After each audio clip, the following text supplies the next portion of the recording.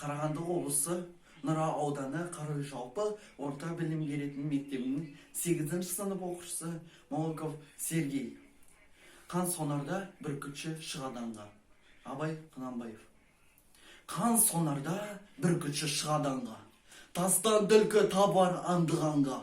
Жақсы атпен тату жолдас бір ғанибет. Ыңғайлы, ықшам киім анша адамға. Саван етіп, жоқса қайтқан ізі.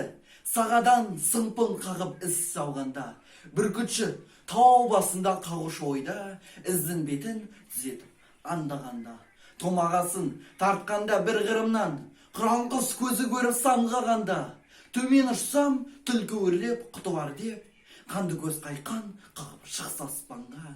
Кере тұра қауады қашқан түлкі, құтылмасын білген сол құр қашқанға.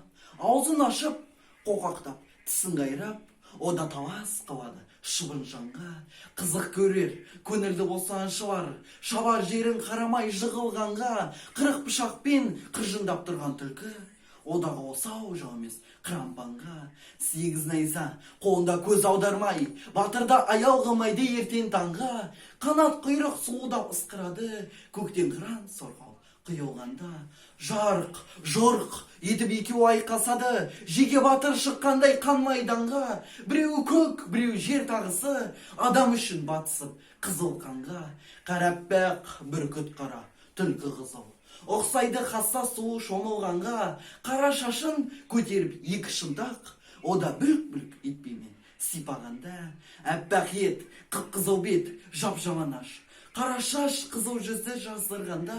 Арт жағынан жауырыны бүлкілдейді, қыран бүктеп асына дәл басқанда. Құсы да есіне қоразданар, 62 айлалы түлкі алғанда.